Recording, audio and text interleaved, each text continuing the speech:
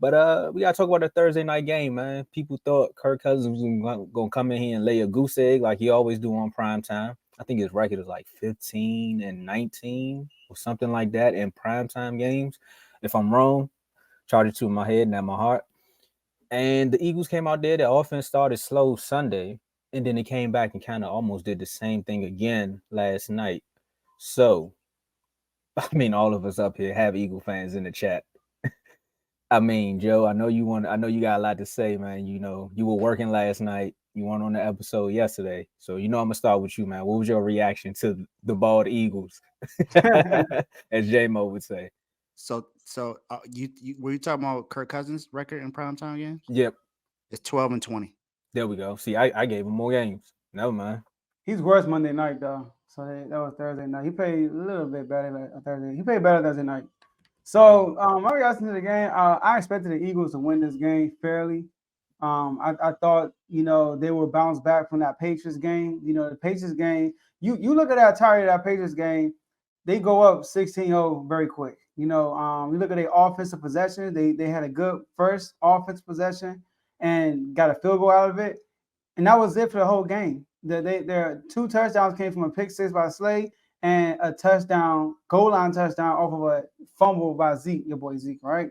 So outside of that, they couldn't do nothing offensively. So I'm thinking, okay, Jalen Hurts went to the press conference. He said, we will be better. We won. That's what you want to do. We will be better next game. And to be honest with you, I don't think they were. So You sure about yes, that? they scored more points. Yes, they did have more yards offensively. But let's compare the Vikings defense to the Patriots defense. Let's do that. The Patriots defense is elite, so they couldn't do nothing against an elite defense. That Vikings defense, we know how terrible that defense is. That defense is not good at all. They are thin in their depth. They don't have a lot of depth right. And the Eagles run the ball a lot, burn a lot of clock. So in that situation, you gotta have depth. But the Vikings, they got to the backfield on the quarterback quite easy to me. So I look at the Vikings, turnovers killed them. Now the Eagles forced 2 of those turnovers. On the punt return, it was forced, and the other punt, the other fumble by what's his name, the running back, that was forced. To Justin Jefferson, man, that was Justin Jefferson trying to make a play, and then unfortunately it went as a touchback. But outside of that, they were moving the ball on the Eagles, especially in the air. One thing I've been saying all season, we all three been saying this, they gonna miss CJ, and we see it. We see it. That dude Edmonds, I mean, I don't know what that dude is. Every time somebody caught a big catch, he was on top. He was on the top, or he was right there in the vicinity. Like if he was a quick stepper, if he was a step quicker, he probably would have been there. If that was CJ, he would have been there. That probably would have interception. That was CJ. But with Edmonds, Blankenship, like these guys are not doing number 30. I forgot who number 30 is. They're not getting the job done at the safety position. So now the killer for the Vikings was they couldn't stop the run. They couldn't stop the Eagles' run. That's one thing that offensive coordinator did good. I don't think he had a bad game. Was it on the offensive coordinator? I mean, that's all I gotta say. Because he was calling some good plays. I mean, they did run the ball 1,000,000 times. They did have over 164 yards, something like that, on the ground by Swift. Something crazy like that. So now look at the Eagles. Yes, the offensive line looked shaky in the passing game. It really did. They couldn't protect Hurts. Right? Hurts is running for a life. I think Hurts take too many hits.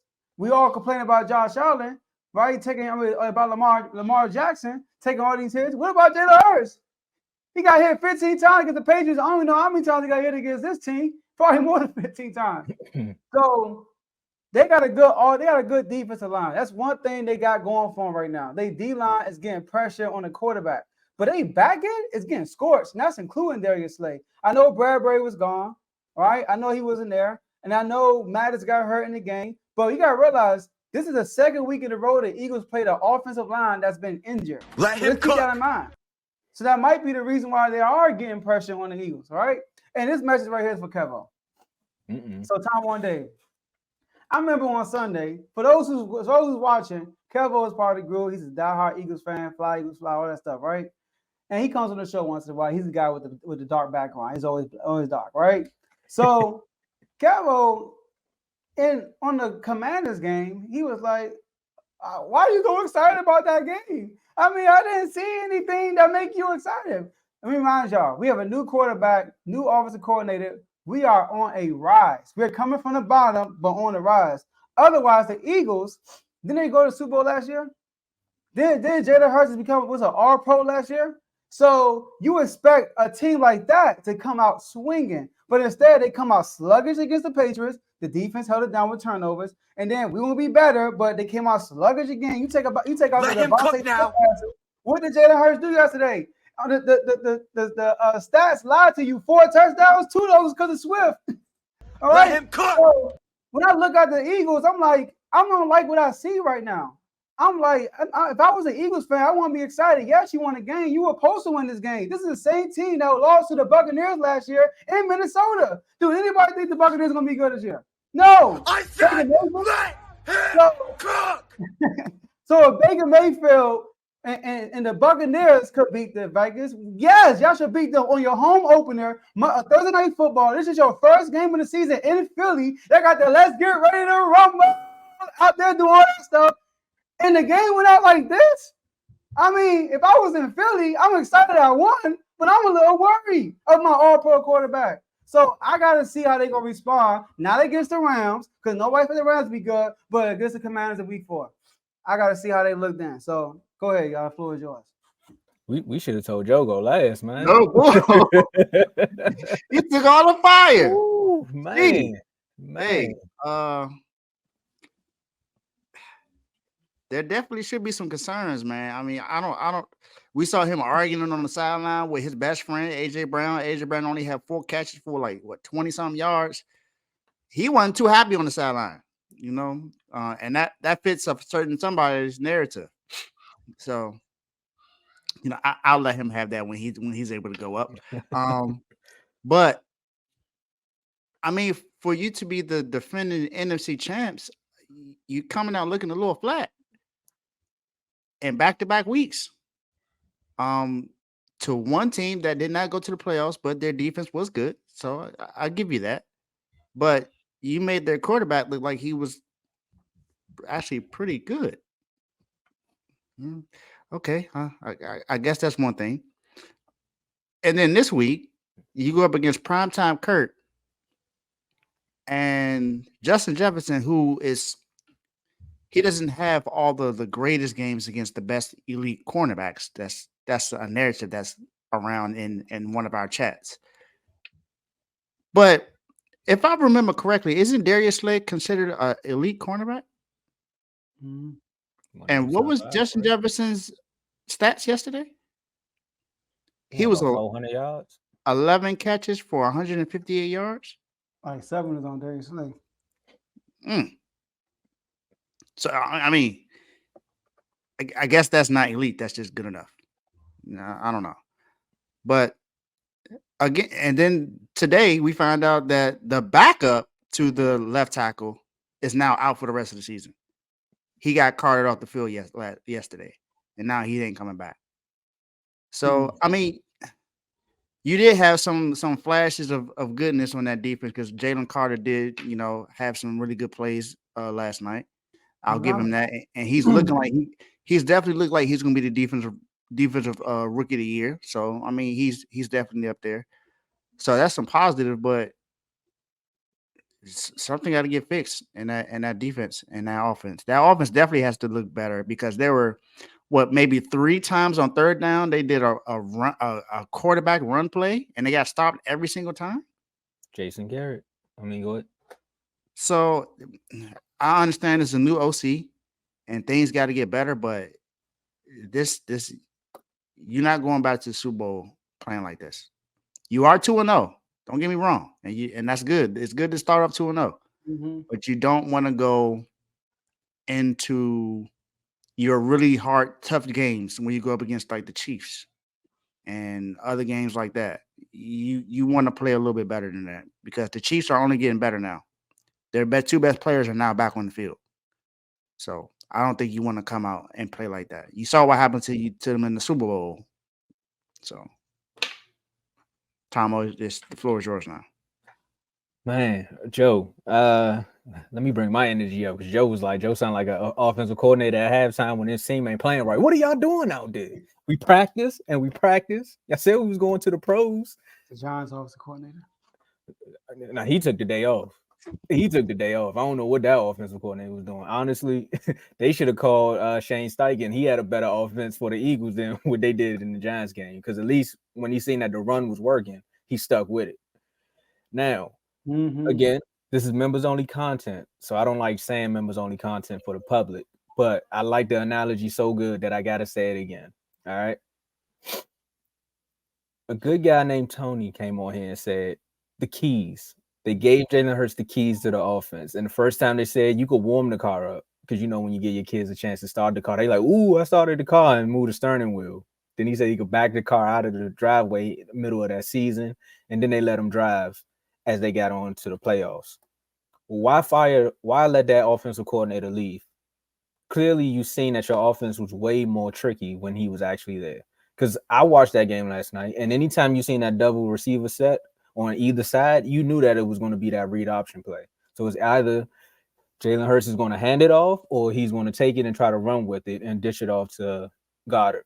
90% of the time, he just handed the ball off. And anytime that he did hold on to the ball, the same offensive line that we seen last year that was so vaunted, that was really the backbone of this team, didn't look like that same offensive line. There was people just coming off the edge. There was one time where edge rusher got Jalen and kind of like grabbed his shoulder pad. Last year, Jalen getting out of there, he like grabbed his shoulder pad and he went down for a sack.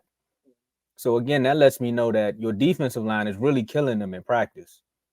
Jalen Carter, that's a plus. Like that was a steal. He's actually showing you all that. Him being there is actually it's opposite. You would think him being next to the vets would actually make him look better. No, he making the vets look better. I mean, in a sense, because he's the one making all the plays, and the vets are just feeding off of him. It's like, wait, didn't he just start this year? You made it seem like Fletcher Cox wasn't in the league for 13 years. The way he making plays. So again, that's a bright spot there. Their linebacking core isn't the best. However, I'm not gonna run down on the team. It is week 2, but this is some time for speculation. That Super Bowl hangover is definitely there. You can't tell me that it's not real because it's real. And all of the stuff that you went into the off season with, I'm gonna use my Eagles insider on this. They don't practice as much as they need to, but you got a new offensive coordinator. You need to up. I don't want to. I don't even want to talk about the sideline debacle because I knew that was coming at some point. All the look, both receivers had 4 receptions. One of them had 131 yards. The other one had 29. And I seen AJ Brown open a few times. The ball just wasn't getting there. Your man Hurts is holding on to the ball too long. That's really what's killing this offense. So to me, that's enough on the Eagles. And more so, let's talk about the Vikings just a little bit. Kirk Cousins actually played a decent game for it to be a primetime game. His offensive line gave him no help, and he still found a way to make this a game. It could have been a blowout the way it looked. Hold on to the ball. They don't give up them 4 fumbles. We may be talking a different talk today. But they did, and they lost. So, hey, Jefferson, you on mute. Dave, if you was talking. But I was talking to myself, but I happened to be on mute. Oh, I would say, but Jefferson showed up. We thought he was going to get shut down. He didn't. He showed why he is one of the top 5 receivers in this league. Because even in a loss, he can still put up numbers. Top 5, that man is 1 or 2. That's it. He ain't nothing less than that. Hey, I like when you got to leave room for people in the comments to debate. You know what I mean? And then Tomo, real quick for our viewers, right? Now I know they brought up Justin Jefferson, Cook and Slay. Eagles fans probably like, oh, but he strapped. That was last year. Y'all gotta realize. See, this is why y'all gotta join the IG chats. All right, your fellow Eagle fan, Kevo, is calling Justin Jefferson non-elite. All right, and the day of the game in our IG chat. And by the way, Kevo was supposed to be on, so it's not like we're talking about his back. He was supposed to be on, but he had something to do. He couldn't make it, and this is all gonna be said to his face, but he's not here. The day of the game, throwing IG reels, posting videos of Slade locking up Justin Jefferson. And his words, I quote, if they are one-on-one, he's getting locked up. I mean, the total opposite happened. So this is why he's bringing that up. And also, y'all, that secondary, 2 games in a row gave over 300 passing yards, by the way. To Kirk Cousins, Who we can see that happen. And Mac Jones. No disrespect to Teddy, but Mac Jones. And In then the ring. lastly, Hurts had his best game in the Super Bowl. Oh my God. So we want to see that translate this year. And so far, I see nothing near that game. But I won't panic if I'm an Eagle fan, but I would have some concerns to not be comfortable winning like this. They're not going to be able to win games like this throughout the whole season. The Bengals started off slow last year, coming off a Super Bowl, right? And they picked it up towards the middle of the season. So we'll see what the Eagles do. You know what? Yeah. I want to mention something about that game. So Alexander Madison is the running back for the Vikings. I'm not sure if everyone has seen this, but he's been receiving some racist comments due to his game from that happened. Now, I clearly just had the doghouse yesterday and I put the Alabama fans in there. So I don't think I need to say this, and I don't think I need to make a segment for this. But any fan that does something like this, you are automatically in the My guy. Because that is not something you do towards somebody who's outside of that uniform. He's still a human being. Even with the uniform on, he's still a human being. He's out there to entertain you and to do his job. That doesn't give you the right to go out there and do that. So relax, football fans, sports fans, fans of anything. Chill out. You in the doghouse. But this, I'm with you on that one too, though, Joe, because I think it was another season where the Cowboys started winning. They went on a win streak, and they were winning games the same way. And Romo was the quarterback, and everyone was like, "You can't sustain this offense playing like that," because at some point, the defense is going to need you to play games, or it was vice versa. And we said it with the Lions game, and we got killed for it. Remember, Joe? We was like, "Y'all gonna miss CJ," and he was like, "No, we not. Y'all shouldn't be saying that." But I was like, the spark in games like that yesterday. CJ and Jalen Carter playing the way they was playing, they blow the Vikings out. Easy. Mm-hmm. And also think about this. That's probably why it was easier for Slay to lock down Jefferson last year, because he knew he had some help in the background. Like when you got that safety, it's there for you. So you like the trust is there. But who are we? You know, we just watched the game. Tom, I saw a few plays. I'm like, if CJ was there, that would never happen. Telling you, man, Safeties were bad yesterday. They were bad. Slade was there in position a lot of times, but Jefferson is a tough player. You know, I'm sorry, but the safety wasn't there to help. Yeah, and Madden's going down. On that touchback play, safety wasn't there. That's why he got open. The touchdown. Remember the touchdown where they almost made it a game before the Eagles started. Yeah, safety. But again, it's NFL. You know, it's only week 2. They're the first team. They're the first team to go 2-0 in the division. So they stole the division back. Yep, in the league. So I mean, we got to see everybody else's week 2 performance, and we're gonna start talking about that now.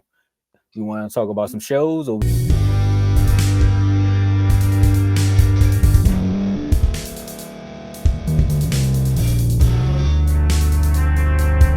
Thank you for staying to the end. If you're watching this on YouTube, please like this video, subscribe, and also hit that notification button so you can be notified next time we put out a video. If you're listening on any podcast platform, subscribe and hit that notification button, y'all, so you can be notified we put out another podcast audio. And last but not least, hit that share button. No matter what you're listening to or watching it, hit that share button and send it to somebody that you know that would love to watch this episode you just listened to. So once again, thank you for staying to the end, and we'll see y'all at the next episode.